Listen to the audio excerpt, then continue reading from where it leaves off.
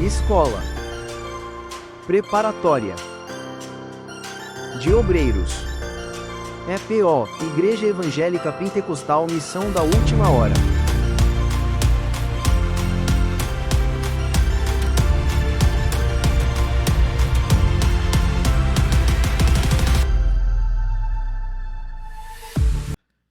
Dando continuidade, então, nosso tema de número 4, ou lição de número 4, tá? Conforme você achar melhor o entendimento, ok? Agora vamos na temática, não é, definições, não é? Seria o mais correto dizer definições, né? E ministérios e suas funções. A gente vai abordar aqui alguns ministérios, ok? Para que a gente possa estar comentando aqui. Para a nossa base, não é? De introdução aqui, a gente vai nos basear no texto bíblico aqui que está em Atos dos Apóstolos, capítulo número 6, versículo de número 3, que diz: Portanto, irmãos, escolhei dentre vós 7 homens de bom testemunho, cheio do Espírito Santo e de sabedoria. Vejam que aqui há uma ordem a ser seguida, né? Homens de bons testemunho, nunca pode ser o inverso, tá? Primeiro é homens de bom testemunho, segundo, cheio do Espírito Santo, e terceiro, de sabedoria, tá? Então é bom que se frise bem isso, ok? Então, ministérios e suas funções, ok? É o nosso tema de número 4, tá? A primeira função aqui que a gente vai abordar é diáconos, né? Os diáconos, né? Vamos observar as ordens aqui, que a gente já falou, que está no texto bíblico, que é bom testemunho, cheio do Espírito Santo, cheio de sabedoria. Não é? Esta ordem jamais pode ser invertida, ok? O bom testemunho é daqueles que estão de fora, aqueles que olham, que vê a nossa vida, no trabalho, em casa, na rua, não é? No comércio, né? Cheio do Espírito Santo, aí vem as qualificações espirituais, né, para a nossa vida. E de sabedoria, que é o nosso preparo. Esse é o primeiro ponto, tá? O segundo ponto aqui, não é, o diácono, ele precisa ser, não é, respeitáveis, não é? Esse termo normalmente se refere a algo que é honorável, digno, estimado ou nobre, não é? Irrepreensível. Aquela pessoa que sabe o seu lugar, sabe se portar como um obreiro, né? E aí, de uma só palavra. Aquela pessoa que diz uma coisa hoje, amanhã diz outra. Ou diz uma coisa na presença da gente e por trás fala outra. Não, então é uma palavra só. E essas são as características de um diácono. Não é? Não inclinado ao vinho. Ou seja, ele é aquela pessoa moderada, cuidadoso, não se entrega, não é, a estas coisas, estas questões, ok? Aí a gente tem o quarto pontinho aqui. Não cobiçoso, né, de sorte da ganância. Né? Que uma pessoa ama o dinheiro não está qualificada para ser um diácono. Especialmente porque o diácono, com frequência, lidam com questões financeiras da igreja. Geralmente são os diáconos que são porteiros, né, que vão lidar com o dinheiro da igreja, uns são até mesmo os tesoureiros da igreja, aquelas pessoas que lidam com as partes financeiras da igreja. Então precisa ser cuidadoso, não ser cobiçoso, não ser de sorte da ganância, correr mais atrás do dinheiro. Tem que ter cuidado nessas questões.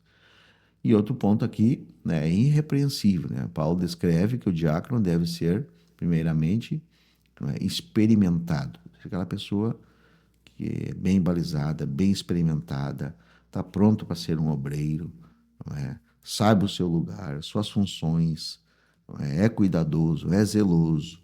Não é? E o sétimo ponto é esposa piedosa. Por quê? Porque o diácono, não é, auxiliar, o diácono, ele vai estar postulando, não é, o ministério, não é, os degraus ministeriais. Então ele precisa de ter essas qualificações que estão todas inseridas aqui nos textos bíblicos que Paulo escreve, não é?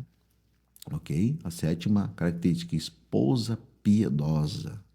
Né? Que a mulher do postulando, do obreiro, possa ser aquela esposa, não é? Piedosa, não é? Cuidadosa, zelosa pelo ministério do obreiro, não é? Ética, aquela pessoa respeitável, não é? Não uma pessoa maldizente, né? É uma pessoa temperada, fiel em tudo. Né?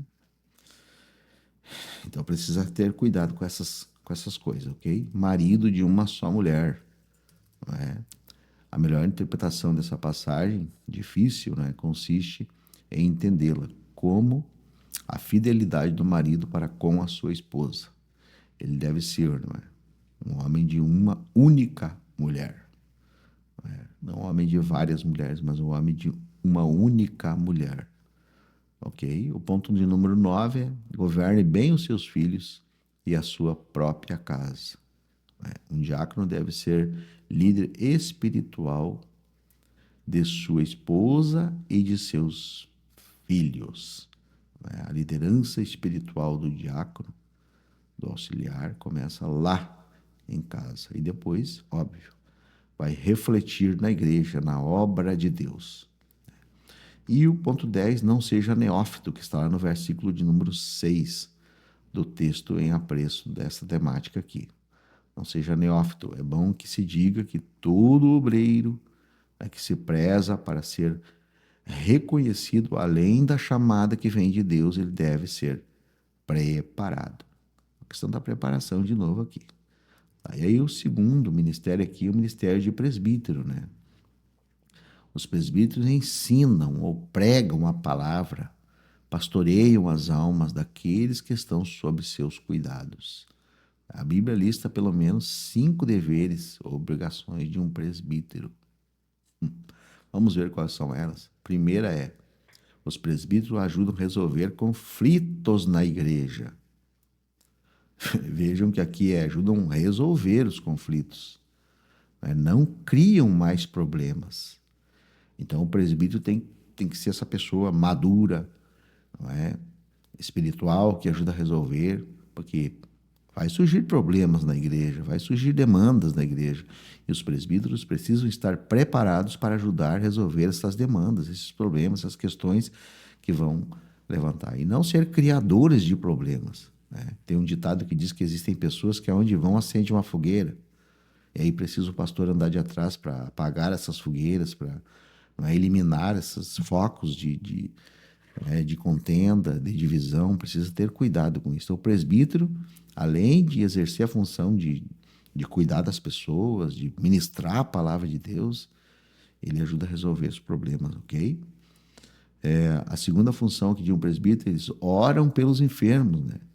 Está doente alguém entre vós? Disse Tiago. Chame quem? Os presbíteros da igreja. Os presbíteros da igreja têm essa qualificação de ungir os enfermos, de carregar sempre aquele vidrinho de óleo, né, que receberam na consagração, para orar pelos enfermos, atender às vezes um chamado de alguém para ir nos hospitais, para ir visitar os lares e orar pelas pessoas enfermas. A terceira característica, né, eles devem cuidar da igreja com humildade. Os anciões, pois aqui há entre vós, rogo eu, que sou ancião com eles, e testemunha do sofrimento de Cristo, disse Pedro, na sua primeira carta, capítulo 5, versículo de número 4. Né? Que deve cuidar da igreja com humildade. Não deve cuidar nunca como dominador, não é? Porque a igreja foi confiada, a igreja custou o sangue de Jesus e foi confiada a cada um. Então, deve servir de exemplo ao rebanho. Por quê? Porque quando se manifestar o sumo pastor, aí então vão receber a imarcessível coroa de glória. Ou seja, cuidar do rebanho com humildade, com mansidão, com cuidado, com zelo. A gente deve sempre saber de uma coisa, que a alma é algo eterno. A alma é algo eterno. Então, quando você vai cuidar de uma pessoa, a gente tem que ter ciência que a gente está cuidando de algo que é eterno, não é? E que custou o sangue de Jesus na cruz do Calvário. Aí vem o ponto seguinte, que é eles devem proteger a vida espiritual do rebanho, não é? Deve estar sempre protegendo a vida espiritual dos obreiros, não é? Da igreja do Senhor, do rebanho do Senhor. Ok? Então o presbítero tem essas características, né? Está sempre ali. Tem um versículo que diz especialmente, né, o presbítero, mas o contexto trata dos líderes da igreja. Eles são responsáveis pela vida espiritual, né? Estar sempre em oração. Aí vem uma outra característica do obreiro, que é a quinta característica. Eles devem, não é, passar seu tempo em oração e ensino da palavra.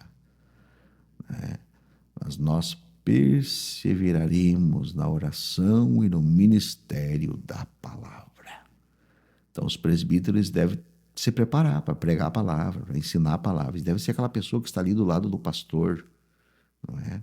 Quando ele não é o pastor, ele deve estar ali do lado do pastor, sempre preparado para ajudar o pastor na ministração da palavra, na área do ensino. Ok? Esse é o nossa lição de número 4.